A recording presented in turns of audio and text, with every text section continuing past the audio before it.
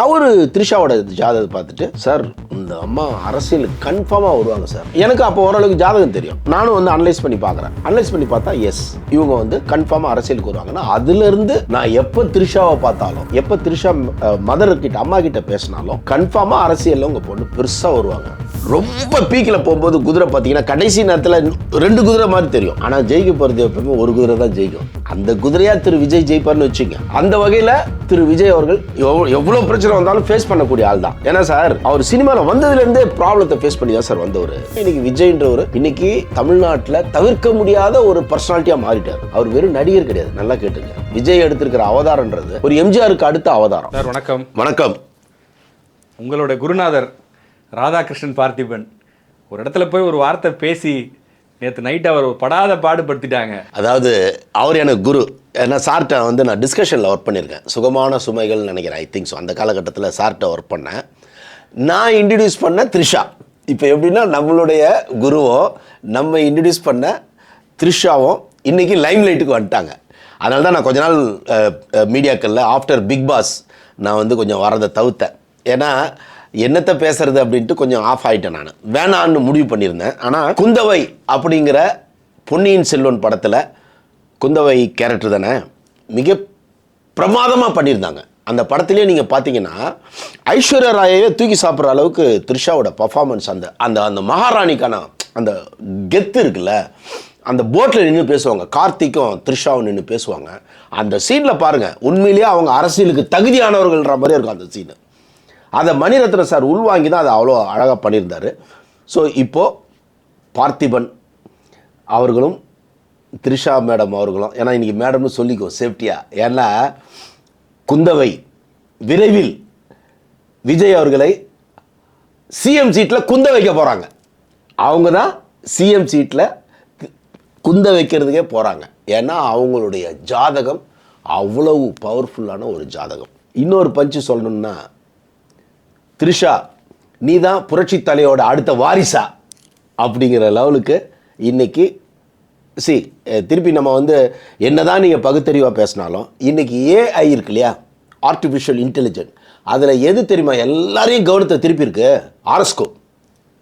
நீங்கள் ஏஐயில் உங்கள் ஆரஸ்கோப்பை கொடுத்தா, உங்களோட கரெக்டான டேட்டா பார்த்து கொடுத்தா உங்கள் மேரேஜ் டேட் வரைக்கும் கொடுக்குது. அது எப்படி அப்போ ஜாதகன்றதை நீங்கள் வந்து தவிர்க்க முடியாது.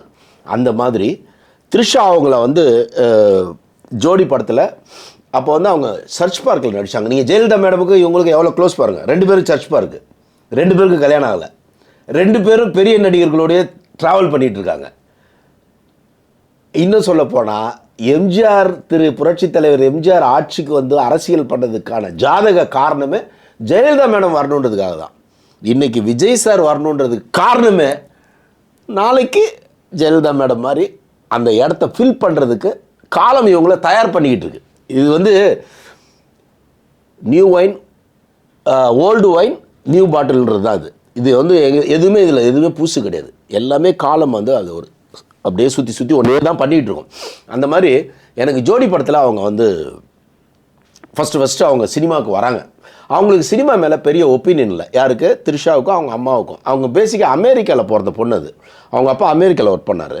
அவர் ரொம்ப ஃப்ரெண்டு எனக்கு. அவர் ஃப்ரெண்டு மேடம், அவங்க அம்மாவும் நல்ல ரொம்ப டீசெண்ட். அவங்களுக்கு சினிமா மேலே பெரிய ஒப்பீனியன் இல்லாதனால சரி ஜஸ்ட் ஃபன்னாக வரும்னு தான் வந்தாங்க. காசுக்கு வரல. ஏன்னா ஆல்ரெடி பெரிய ரிச் ஹவுஸ் வந்து வல்லூர் பேக்கப் இருக்குது, நல்ல பேக்கு. வல்லூர் கோட்டம் ஏற்ற மாதிரி தான், சென்னை வல்லூர் கோட்டத்துக்கு ஏற்ற மாதிரி பங்களாவே இருந்தது அவங்களுக்கு. அதனால் காசுக்கு வரல, ஒரு ஹாபிக்காக வராங்க. அப்போ வந்து லீவ் அவங்களுக்கு, எக்ஸாம் லீவு, 10th முடிச்சுட்டு எக்ஸாம் லீவில் அந்த கேப்பில் தான் வராங்க அவங்க. அப்படியே? ஆமாம், 10th முடிச்சுட்டு அந்த கேப்பில் தான் வராங்க. நான் வந்து ஃபஸ்ட்டு நம்ம ராதா பார்க்கின்னு ஒரு ஹோட்டல், அங்கே தான் வந்து ஷூட் எடுக்கிறோம். த்ரிஷா ஃப்ரண்ட்டில் நிற்கிறது யாருன்னா சிம்ரனுக்கு பின்னாடி இவங்க நிற்கிறாங்க. அந்த ஷாட் எனக்கு இப்போ ஞாபகம் இருக்குது. போன வாரம் நான் வந்து ராதா பார்க்கின் நம்ம ப்ரொடியூசர் கவுன்சில் எலெக்ஷனுக்காக போயிருந்தேன். அந்த இடம் பார்க்கும்போது எனக்கு அது திருப்பி ரிவைண்ட் ஆச்சு. என்னென்னா, சிம்ரன் வந்து ஹீரோயின், இவங்க ஜஸ்ட்டு ஃபண்ணுக்காக வந்திருக்காங்க. நல்லா கேட்டுங்க, அவங்க வந்து ஜூனியர் ஆர்டிஸ்ட் சொன்னால் அது தப்பு. ஏன்னா ஜூனியர் ஆர்டிஸ்ட்னால் காசுக்கு வரவங்க, இவங்க காசுக்கு வரல. நல்லா புரிஞ்சுங்க, ஒரு ஹாபிக்கு வந்தாங்க. வந்தவங்க பின்னாடி அப்படியே நிற்கிறாங்க. சிம்ரன் கேமராவை பார்த்து ரியாக்ட் பண்ணதை விட பின்னாடி நிற்கிற த்ரிஷாவை பார்த்து ரியாக்ட் பண்ணது தான் அதிகம். நமக்கு போட்டியாக இது வந்துருமோ அது பார்த்துக்கிட்டே இருக்காங்க. பட் நான் கூட அவ்வளோ அப்சர்வ் பண்ணல. நல்லா இருக்காங்க, அழகாக இருக்காங்க த்ரிஷா. கனல்லாம் அப்படி பைத்தியமாக இருந்தார். ஏன்னா அப்படி ஃப்ரெஷ்ஷாக அப்படியே அப்போ தான் பறித்த பூ மாதிரி இருந்தாங்கல்ல. அப்போவே அவங்க ஃபேமிலி ஃப்ரெண்டாக நான் ஆனதுனால அவங்க ஜாதகத்தை வாங்கி, ஏன்னா என் கூட ஒரு ரமேஷ் கண்ணான்னு ஒருத்தர் வந்து ஆர்எஸ்கோ பார்க்குற ஒரு கேரக்டர் இருப்பாப்புல. அவர் வந்து எனக்கு எப்போ ஷூட்டிங் ஆரம்பிக்கணும் எல்லாத்தையும் குறிப்பாப்புல, நல்லா சொல்லுவாப்புல. அவர் த்ரிஷாவோட ஜாதகத்தை பார்த்துட்டு, சார் இந்த அம்மா அரசியலுக்கு கன்ஃபார்மாக வருவாங்க சார். எனக்கு அப்போ ஓரளவுக்கு ஜாதகம் தெரியும். நானும் வந்து அனலைஸ் பண்ணி பார்க்குறேன். அனலைஸ் பண்ணி பார்த்தா எஸ், இவங்க வந்து கன்ஃபார்மாக அரசியலுக்கு வருவாங்கன்னா, அதுலேருந்து நான் எப்போ த்ரிஷாவை பார்த்தாலும், எப்போ த்ரிஷா மதர்கிட்ட அம்மா கிட்ட பேசினாலும் கன்ஃபார்மாக அரசியலில் உங்கள் பொண்ணு பெருசாக வருவாங்க. நான் சொன்னது மினிமம் வைஜெயந்தி மாலா. இப்போ எப்படின்னு போகிற போக பார்த்தா அவங்க தான் யாரை வேணும் வைஜெயந்தி மாலா இல்லை, யாரையும் கொண்டு வந்து வைக்கிற அளவுக்கு வந்துடுவாங்க போட்டிருக்கு. வைஜெயந்தி மாலான்றது போய் கொண்டு வந்து வெயின்னு ஒரு சக்தியாக மாறணும்ல, அது அளவுக்கு அவங்க போயிருக்காங்கன்னும் போது உண்மையிலேயே த்ரிஷாவை நம்ம ஆட்ஸ்ஆப் பண்ணி தான் ஆகணும். என்னன்னா ஒன்று தான், ஜெயலலிதா மேடம் கிட்ட நம்ம வந்து எதெல்லாம் அப்சர்வ் பண்ணோம், எதெல்லாம் வந்து அவங்கக்கிட்ட ப்ளஸ் பாயிண்ட் அப்படின்னு பார்த்தோம்னா, துணிச்சல், தைரியம், எதுவாக இருந்தாலும் வாடான்னு. ஏன்னா அதை எங்கே அவங்க லேர்ன் பண்ணாங்கன்னா எம்ஜிஆர் கிட்டேருந்து லேர்ன் பண்ணாங்க. எம்ஜிஆர்ன்றது வந்து மக்களை நேசிக்கக்கூடிய ஒரு தலைவர் அவர் எம்ஜிஆர். அப்போது அந்த குவாலிட்டியை பார்த்துக்கிட்டே தான் ஜெயலலிதா மேடம் வளர்கிறாங்க. அந்த மாதிரி இப்போது திரு விஜய்கிட்ட இருந்து இவங்க என்ன கற்றுக்க போகிறாங்க, இவங்க என்ன இது பண்ணிக்க போகிறாங்கன்னு. ஏன்னா இது நீங்கள் ஜஸ்ட் கடந்து போக முடியாது. ஏன்னா கல்யாணத்தில் 2 பேரும் ஒன்றா வந்து நிற்கிறாங்க, ரைட்? கல்யாணத்தில் 2 பேரும் ஒன்றா வராங்க. அதுக்கு முன்னால் தான் ஊரே பற்றிக்கிட்டு எரியுது. என்னென்னா டிவோர்ஸுக்கு போயிட்டாங்க சங்கீதா மேடம் அப்படின்னு சொல்லிட்டு இருக்கும்போது இவர் வராரு அப்படின்னாலே அவர் அப்போ வேற ஒரு முடிவு எடுத்துட்டாருன்றது தானே அவங்க சொல்கிறது. ஃப்ரெண்ட்லியான்றது தான் சொல்கிறாங்க. ஃப்ரெண்ட்லின்றது இந்த நேரத்தில் பண்ணக்கூடாதுன்றது தான் எல்லோரும் பண்ணுவோம். அந்த ஆங்கிளில் தான் பார்த்திபன் சார் சொல்கிறாரு, குந்தவையை கொஞ்ச நேரம் ஒரு இடத்துல குந்த வச்சோம்னா பெட்டர் அப்படின்னு சொன்னார்.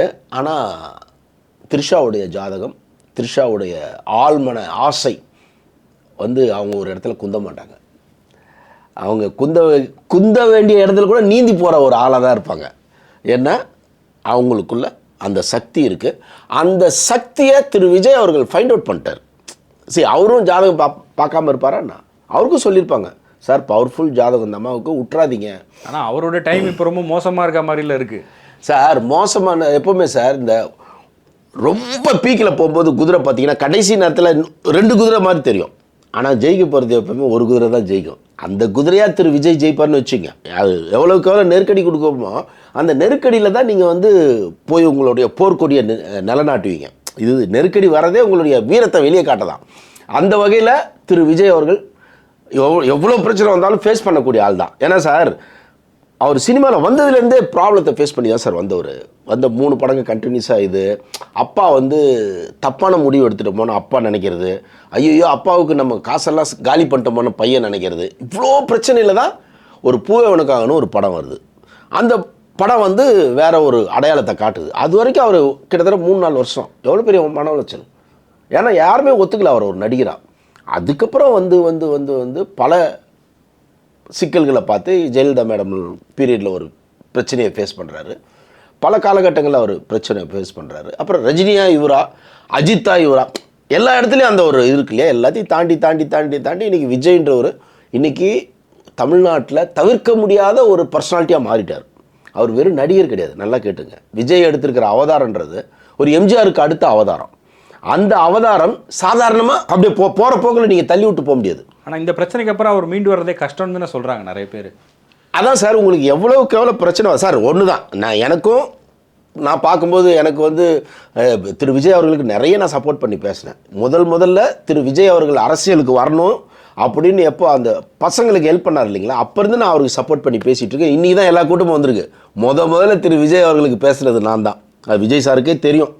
ஆனால் அதுக்கப்புறம் நிறைய கூட்டங்கள் வந்துருச்சு, என்னென்னமோ நடக்குது.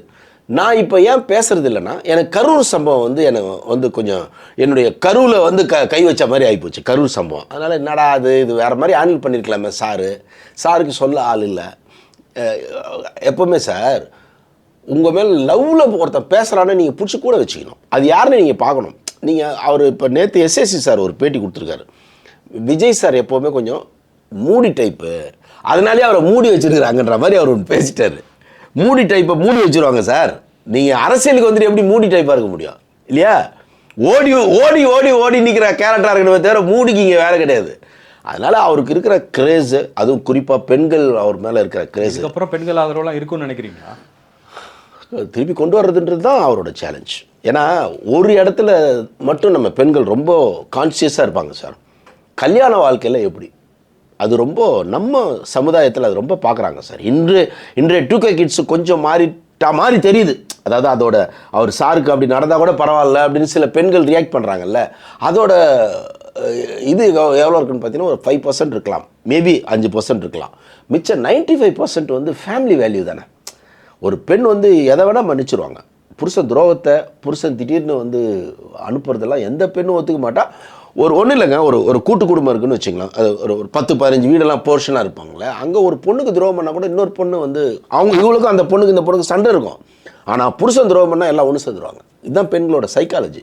அதனால் பெண்களுக்கு வேல்யூ பண்ணணும். ஏன்னா நேற்று மகளிர் இதில் வந்து மகளிர் தினத்தில் நிறைய பெண்களுக்கான சலுகைகளை தந்தார். ஆனால் எதிர்காலத்தில் சலுகை தரப்போகிற இன்றைக்கி அழுகையாக ஒரு பொண்ணு நிற்கலாமா? நாளைக்கு வந்து சலுகை தரது அப்புறம், இன்றைக்கி ஒரு பொண்ணு அழுகையாக நிற்குது. அது இல்லை வேல்யூ பெயின். அது ஏன் விஜய் சார் அந்த இடத்துல தெரியல. ஏன்னா ரொம்ப டீப்பாக நம்ம போக முடியாதுங்க. நம்ம தனிப்பட்ட விஷயம், நம்ம வேடிக்கை தான் பார்க்குறோம். அங்கே என்ன பெயின், யாருக்கு என்ன பெயின் நமக்கு தெரியவே தெரியாது. ஆனால் ஒரு தலைவனாக வரும்போது இதெல்லாம் நம்ம உரிமை இருக்குது பேச. இப்போ நீங்கள் வெறும் நடிகராக இருந்தால் நம்ம பேச போகிறதில்ல. அவர் இஷ்டம், என்ன வேணால் பண்ணிக்கலாம் இல்லையா? அவர் இஷ்டம். இன்றைக்கி இருக்கிற பாலிவுட்டில் இருக்கிற எல்லா நடிகர்களும், பெரிய பெரிய நடிகர்கள் எல்லாமே கல்யாணம் ஒன்று பண்ணியிருப்பாங்க, அப்புறம் ஏதோ ஒரு பிரேக்கப் ஆகிருக்கும், வேறு ஒரு கல்யாணம் பண்ணியிருப்பாங்க. அமீர் கான் ஆகட்டும், ஷாருக் கான் ஆகட்டும், எல்லாருமே அப்படி தான். ஆனால் நம்ம அதை பெருசாக சொல்ல முடியாது. கமலஹாசன் சார் எத்தனையோ நடந்திருக்கு.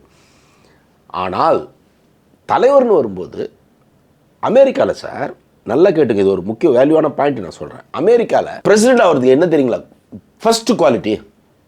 நீ ஒரு கல்யாணம் தான் பண்ணிடணும். பிரசிடெண்ட் ஆகிறதுக்கு குவாலிட்டி ஒரு பொண்டாட்டியோட தான் நீ இருக்கணும்.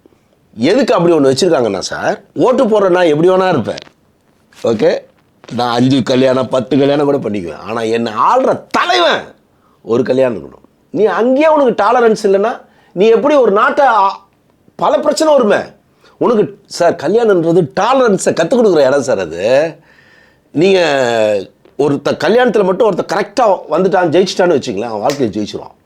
நீ அங்கேயே சொதப்புறன்னா எப்படி உன்னால் பண்ண முடியுங்கிற சைக்காலஜியில் பார்த்தீங்கன்னா இன்ன வரைக்கும் ஒரு கல்யாணம் பண்ணவங்கள தான் பிரசிடெண்ட்டாக செலக்ட் பண்ணுவாங்க. அதில் கிளின்டன் மட்டும் ஒரே ஒரு சின்ன தப்பு பண்ணார். அந்த தப்பை போட்டு பெரிய இஷ்யூ ஆக்கிட்டாங்க. ஒன்றும் இல்லை, அந்த ஒரு கூட ஒர்க் பண்ண பொண்ணை ஏதோ பண்ணிட்டாருன்னு அதை ஒய்ஃபு தான் காப்பாற்றுறாங்க அப்போவும். அதே மாதிரி இப்போ அதை உடச்சது யாருன்னு பார்த்தா ட்ரம்புக்கு 2 மேரேஜ் போல் இருக்குது, ஐ திங்க் ஸோ, அப்படின்னு நம்ம எங்கே கேள்விப்பட்ட மாதிரி இருக்குது. ஸோ எல்லாமே பிரேக்கப் ஆகுது, எல்லா விஷயங்களுமே பிரேக்கப் ஆகுது. ஒரு தலைவனுக்கான தகுதி பெண்களை மதிக்க வேண்டும். அந்த இடத்துல கொஞ்சம் சரி பண்ணணுமோ திரு விஜய் அவர்கள், சரி பண்ணால் திருப்பி பெண்கள் அவரை கொண்டாடுவாங்கன்னு என்னோட பாலிசி. சமுத்திரக்கனிலாம் பேசுனதை பார்த்துருப்பீங்க. எல்லாருமே இப்போ அவருக்கு எகென்ஸ்டாக தான் திரும்பியிருக்காங்க இல்லையா? என்ன காரணம்னா சார், அடிப்படையில் நான் உங்களை ரொம்ப உயரத்தில் பார்க்குறேன்.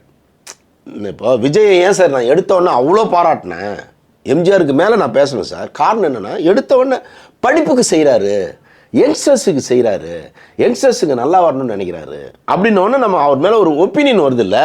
அந்த ஒப்பீனியனை நம்ம இங்கே வச்சு பார்க்குறோம். சமுத்திரக்கனியும் அப்படி தான் பார்த்துருப்பாரு, எல்லாரும் அப்படி தான் பார்த்துருப்பாங்க. அதை நீங்கள் பேலன்ஸ் பண்ணாதப்போ உங்களுக்கு மேலே ஒரு கோவம் வரும்.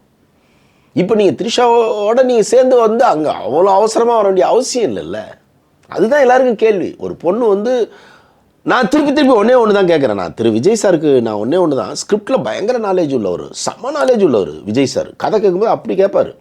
இப்போது கரூர் சம்பவம் வந்து ஒருத்த கதையாக சொல்கிறான் சார். இந்த மாதிரி ஒரு நடந்துருச்சு சார், ஒரு 5 பேர் செத்துட்டாங்க சார், ஆனால் உங்களை போன்னு சொல்கிறாங்க சார், நீங்கள் போயிடுறீங்க சார்னு அவர்கிட்ட ஸ்கிரிப்ட் சொன்னால் ஒத்துக்குவாரா? கதை சொன்னால் ஒத்துக்குவாரா? ஒரு ஹீரோ அப்படி போக முடியாதுல்ல, ஒத்துக்க மாட்டார்ல. அப்போ நீங்கள் ஹீரோ தானே, ஏன் போனீங்க? நம்பர் 1. நம்பர் 2 சார், ஒரு ஹீரோயின் சார் மேரேஜ் ஆகிடுச்சு சார், அப்படியே லவ்லாம் போயிட்டுருக்கு, ஒரு இடத்துல பிரேக்கப் ஆகி அவங்க பிரிஞ்சு போயிட்டாங்க சார். அந்த நேரத்தில் நீங்கள் வேறு ஒரு பொண்ணோட ஒரு ரிசப்ஷனுக்கு வரீங்க சார் அப்படின்னு அவர் சீன் சொன்னால் ஒத்துக்குவாரா? ஒத்துக்கவே மாட்டார். என்ன பிரவீன், வாட் இஸ் திஸ்? எப்படி ஆடியன்ஸ் ஒத்துக்குவாங்க? ஏன் இமேஜ் என்ன அப்படின்னு தான் கேட்பார். அப்போது கதைகளில் அவ்வளோ கவனமாக இருக்கிற ஒருத்தர் களத்துக்கு வரும்போது இன்னும் அதிகமாக கவனமாக இருக்கணுமா இல்லையா? அந்த இடம் யார் அவரை வழி நடத்துவது, குழியில் தள்ள வழி நடத்துவது யார்? இதை போடுங்க ஹைலைட்டா. திரு விஜய் அவர்களை குழியில் தள்ள வழி நடத்துவது யார்? எங்கோ ஒரு தப்பான ஆள் எவனோ கூட நாசம் பண்ணுறாங்க, அது தெரியுதுங்க எனக்கு. எவனோ ஒருத்தன் விஜய் சாரை காலி பண்ணுறான், அது தெரியாமல் பாவம் அவர், அதாவது தன்னுடைய பலமே தெரியாமல் அவர் வந்து இதெல்லாம் பண்ணால் என்ன ரியாக்ட் ஆகணும்னு தெரியாமையே அவர் மாட்டிகிட்ருக்காரு. இதை எனக்கு 100% இது எப்போ நான் நம்ப ஆரம்பித்தேன்னா, எஸ்ஏசி சமீபத்தில் கொடுத்த பேட்டி.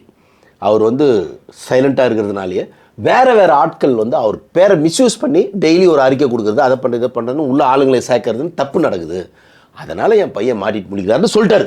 அப்போ நமக்கு தெரியுது, ஓகே, குழியில் தள்ளுகிறார்கள். மாபெரும் சுழி உள்ள ஒரு ஆள், அரசியலுக்கு சுழி ரொம்ப முக்கியம், அது இருக்குது திரு விஜய்க்கு. அரசியல் சுழி உள்ள ஒரு மகா சக்தியை ஏதோ ஒரு தீய சக்தி படுகுழியில் தள்ளுது.